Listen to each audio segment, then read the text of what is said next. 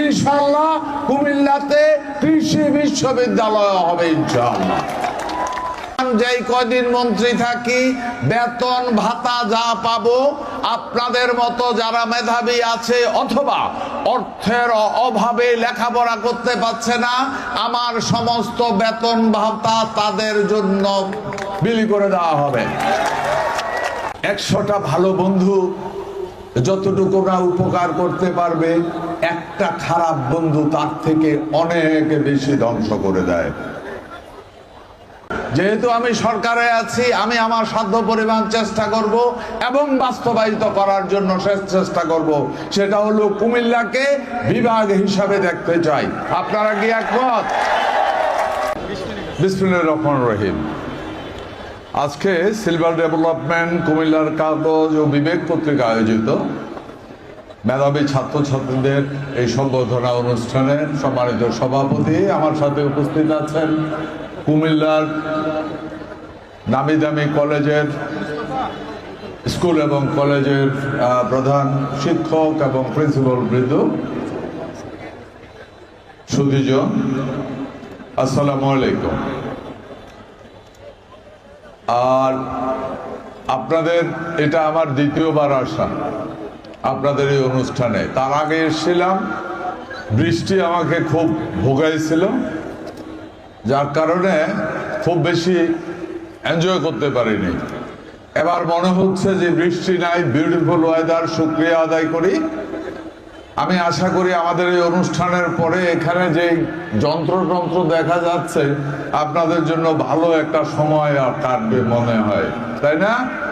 Good. বক্তব্য দীর্ঘায়িত করা কিছু নেই। প্রথমেই আমার পক্ষ থেকে, আমার সরকারের পক্ষ থেকে, আমার মাননীয় প্রধানমন্ত্রীর পক্ষ থেকেই আপনাদেরকে কংগ্রেচুলেশন। আপনাকে কংগ্রেচুলেশন জানাচ্ছি সুন্দর রেজাল্ট পাওয়ার জন্য। ভালো ছাত্র হওয়া খুব সহজ ব্যাপার না। ছোটকালে আমি চেষ্টা করেছিলাম ভালো ছাত্র হওয়ার জন্য, পারি নাই। আমার পাশের বাড়ির ছেলেটা অনেক মুখস্থ করে করে পড়তো, আমিও চেষ্টা করেছিলাম, ওইভাবে পড়লে ভাবছিলাম খুব ভালো ছাত্র হওয়া যাবে। সাবজেক্ট ছিল পৃথিবী কমলা লেবুর মতো গোল। তো শরবত খুব জোরে জোরে পড়তো, 3 ভাগে ভাগ করে পৃথিবী পৃথিবী কমলালে, তারপরে ভুল মতো গোল। আমার আম্মা আমারে বললো, তুই কিভাবে পড়স, দেখ শরবত কত বড় বড় করে পড়ে, তুই তো হইলি না। বুঝাইতে চেষ্টা করলাম, আম্মা পৃথিবী কমলা লেবুর মতো গোল, এটা শরবত 3 ভাগ করে পড়ে, আমি একবারে পড়ি। আম্মা বুঝে নাই। যাই হোক, ছাত্র হিসাবে খুব ভালো হতে পারি নাই। প্রিয় উপস্থিতি, প্রিয় মেধাবী ছাত্রছাত্রী কেন্দ্র, বক্তব্যের শুরুতেই আমি একটা কথা বলবো। এই পৃথিবীটা আমাদের, এই কুমিল্লা আমাদের, এই দেশ আমাদের, এই পৃথিবী আমাদের। আমাদের আগে যারা এই পৃথিবীতে এসেছিল তারা এই পৃথিবীকে সুন্দর করেছিল বলেই আপনি, আমি, আমরা একটা সুন্দর পৃথিবী উপভোগ করছি। সুতরাং আমাদের সবচেয়ে বড় দায়িত্ব এবং কর্তব্য, আমাদের পরে যারা আসবে তাদের জন্য আর একটা সুন্দর পৃথিবী উপহার দিয়ে যাওয়া। যখন জাতীয় সঙ্গীত চলছিল আমি তাকাচ্ছিলাম যে কতজন লোক জাতীয় সঙ্গীতটা গাচ্ছে। দাঁড়াতে হবে এটা নিয়ম, সবাই দাঁড়িয়েছে, কিন্তু যখন দেখি মন থেকে গাচ্ছে জাতীয় সঙ্গীত, তখন বুঝতে হবে আমি এখানে দেখেছি ম্যাক্সিমাম লোক জাতীয় সঙ্গীত গেয়েছে। তার মানে মন থেকে এই দেশটাকে, এখানে যারা আছে এরা মন থেকে এই দেশটাকে ভালোবাসে। শুধু জাতীয় সঙ্গীত গেয়ে ভালোবাসলে হবে না, আমাদেরকে কর্ম দিয়ে আবারও আগের কথায় ফিরে যাই, এই দেশকে সুন্দর করতে হবে, এগিয়ে নিয়ে যেতে হবে। আজকে আপনার কাছে আমি যেমন বৃদ্ধ, একদিন আপনিও কারোর কাছে বৃদ্ধ হবেন। কিন্তু আমি যদি ভালো কিছু করে যাই আপনি আমাকে সম্মান করবেন, আপনি যদি ভালো কিছু করে যান পরবর্তীতে যারা আসবে তারা সম্মান করবে। আমার আগের বক্তারা বলে গেছে কুমিল্লার অনেক সুনাম আছে। আমরা যারা আছি আগামী দিনে, আমি একজন মন্ত্রী হিসাবে এখানে আসিনি, বাট মন্ত্রিত্ব ছেড়ে দিয়েও এখানে আসার সম্ভাবনা, এটা রাইখে আসার জিনিস না। এখানে আসছি মন্ত্রী হিসাবে এসছি। চলেন আপনারা আমরা সবাই মিলে কুমিল্লাকে গঠন করি। এ ব্যাপারে আমার মনে হয় কুমিল্লাতে ভালো ভালো কিছু কলেজ আছে, ইউনিভার্সিটি হয়েছে, আরো কিছু জিনিস বাকি আছে। আমি আপনাদের কাছ থেকে মতামত নিতে চাই। যেহেতু আমি সরকারে আছি, আমি আমার সাধ্য পরিমাণ চেষ্টা করব এবং বাস্তবায়িত করার জন্য শেষ চেষ্টা করব। সেটা হলো কুমিল্লাকে বিভাগ হিসাবে দেখতে চাই। আপনারা কি একমত? ধন্যবাদ আপনাদেরকে। কুমিল্লাতে সব ধরনের বিশ্ববিদ্যালয় আছে, কিন্তু কুমিল্লাতে মেডিকেল কলেজ আছে, বিশ্ববিদ্যালয় আছে, একটা জিনিসের শর্ট আছে, কুমিল্লাতে কোনো কৃষি বিশ্ববিদ্যালয় নাই। আপনারা কি মনে করেন কুমিল্লা একটা কৃষি বিশ্ববিদ্যালয় হওয়া উচিত? আমিও ব্যক্তিগতভাবে আপনাদের সাথে একমত পোষণ করি। ইনশাআল্লাহ কুমিল্লাতে কৃষি বিশ্ববিদ্যালয় হবে, ইনশাআল্লাহ। ইনশাআল্লাহ কুমিল্লাতে কৃষি বিশ্ববিদ্যালয় হবে, ইনশাআল্লাহ।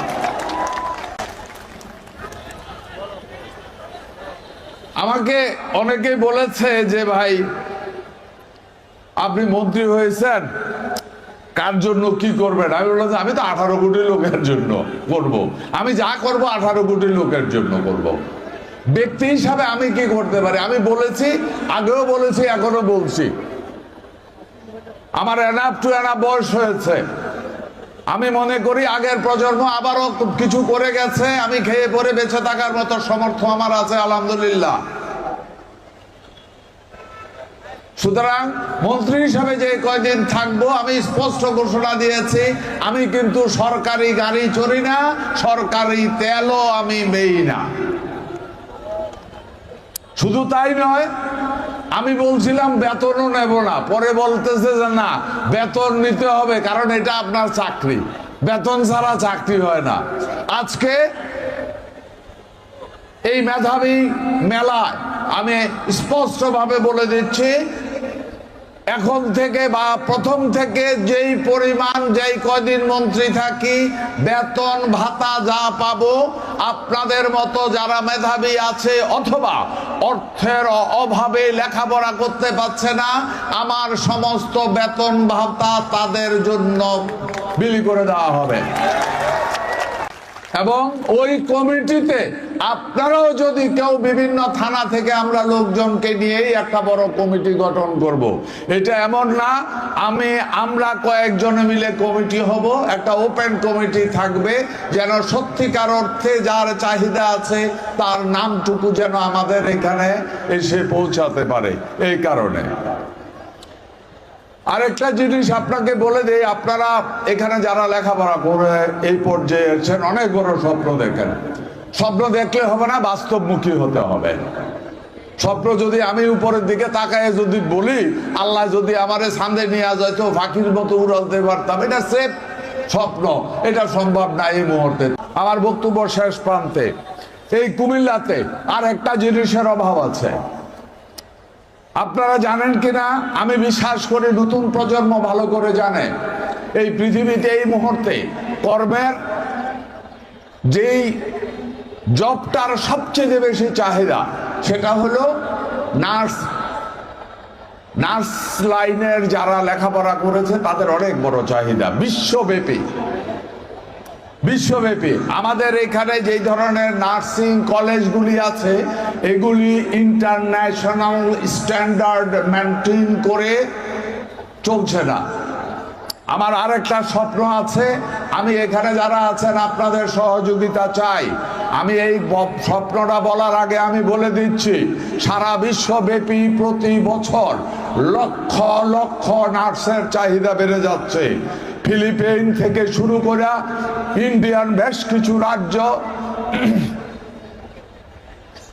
সিটি কর্পোরেশন একটু বলতে পারছি, বেশ কিছু রাজ্য, ইউরোপ, আমেরিকা, ইভেন জাপান, বহু দেশে প্রত্যেক বছর লক্ষ লক্ষ নার্সের চাহিদা বেড়ে যাচ্ছে।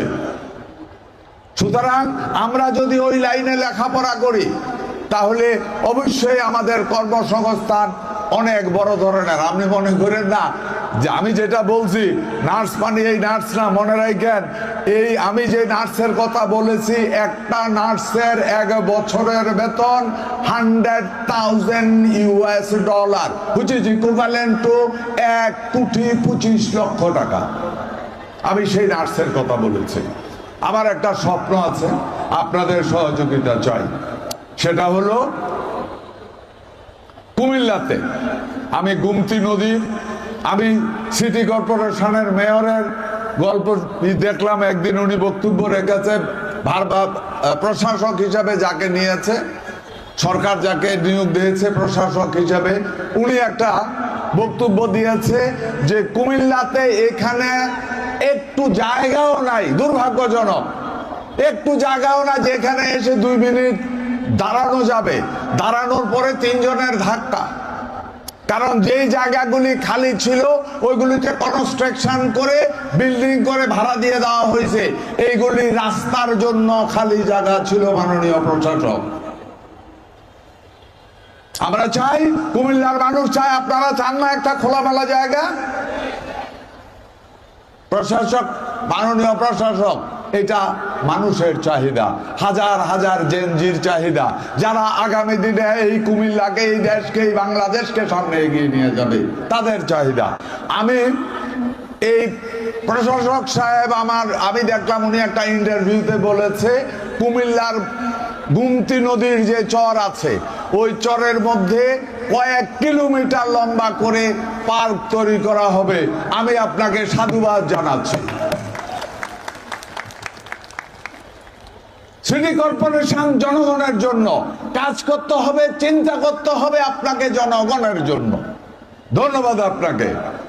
আমি একই সাথে, যেহেতু আপনি গুমতির পারে বলেছেন আপনি পার্ক তৈরি করবেন, আমি বলে দিলাম বাংলাদেশের প্রথম ইংলিশ মিডিয়াম নার্স কলেজ প্রতিষ্ঠা হবে গুমতির উত্তর পারে, ইনশাআল্লাহ ইনশাআল্লাহ ইনশাআল্লাহ। প্রথম যখন ইংলিশ মিডিয়াম ইউনিভার্সিটি হয়েছিল তখন অনেকে বলছিল ভাই ইংলিশ মিডিয়াম ইউনিভার্সিটি এটাতে কি ছাত্র পাওয়া যাবে?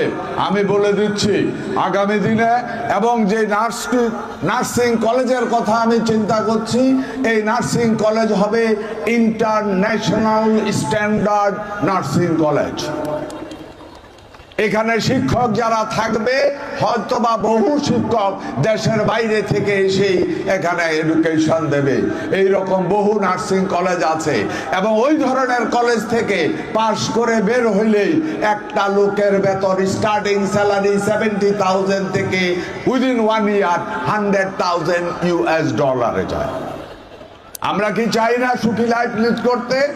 আর সবচেয়ে মজার ব্যাপার হলো আপনি ওই নার্সিং কলেজ থেকে পাশ করে যদি বের হন, আপনি যেই দেশে চাকরি করবেন, করার পরে কিন্তু ওই দেশের গভর্নমেন্ট, আমরা কোথাও গিয়ে ওখান থেকে ওই দেশের সিটিজেনশিপ বা গ্রিন কার্ড বা রেসিডেন্সিয়াল পারমিট পাওয়ার জন্য অনেক উদ্গ্রীব হয়ে যায়।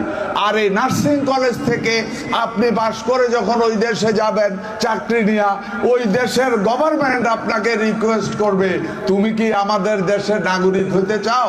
আমরা ইন্টারেস্টেড তোমাকে আমাদের দেশের নাগরিক বানাতে। এই হলো নার্সের চাহিদা। ধন্যবাদ আপনাদেরকে। আমি আর বক্তব্য দীর্ঘায়িত করছি না, বক্তব্য শেষ।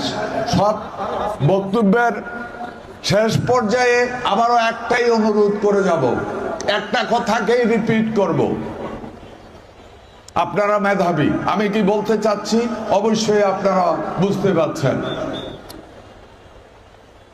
যে এই দেশ আমাদের এই কুমিল্লা আমাদের, এই পৃথিবী আমাদের। আমাদের আগে যারা এই পৃথিবীতে এসেছে তারা পৃথিবীকে সুন্দর করে রেখে গেছে বলেই আমরা সুন্দর পৃথিবী উপভোগ করছি। আপনি আমি, আমাদের সবচেয়ে বড় দায়িত্ব এবং কর্তব্য আগামী দিনে যারা এই পৃথিবীতে আসবে তাদের জন্য আর একটা সুন্দর পৃথিবী উপহার দিয়ে যাওয়া। প্রিয় মেধাবী ছাত্রছাত্রী,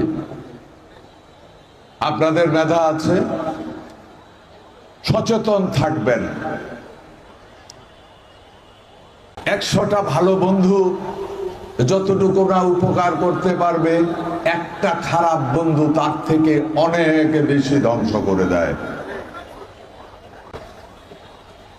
জীবন মাত্র চলা আপনাদের শুরু হয়েছে, সাবধান। বিশেষ করে প্রশাসক, সিটি কর্পোরেশনের প্রশাসক যে কথা বলেছে একই কথা আমি বলবো। আজকে সারা বাংলাদেশের যুব সমাজকে ধ্বংস করার জন্য কঠিন ষড়যন্ত্র চলছে, তা হলো ড্রাগের বিস্তার। আমাকে যদি আপনারা একজন সাকসেসফুল মানুষ মনে করেন, আমি আপনাদের কাছে বিনীত অনুরোধ করব, এখান থেকে দূরে থাকবেন। যেই লোকে, যেই বন্ধু দেখবেন ওই জগতে হাঁটছে, আপনি ওই বন্ধুত্ব ত্যাগ করে অন্যদিকে চলে যান। আমরা কি ড্রাগের পোস্টে না বলতে পারি হাত তুলে? আমরা কি না বলতে পারি হাত তুলে? ধন্যবাদ আপনাদেরকে। এগিয়ে যান, পৃথিবী অনেক সুন্দর, আগামী দিন তাকিয়ে আছে আপনাদের দিকে। আমিও চাই আপনাদের জীবন হবে উজ্জ্বল, উপভোগ করবেন সারা পৃথিবীকে। ভালো থাকুন, সুন্দর থাকুন। আসসালামু আলাইকুম।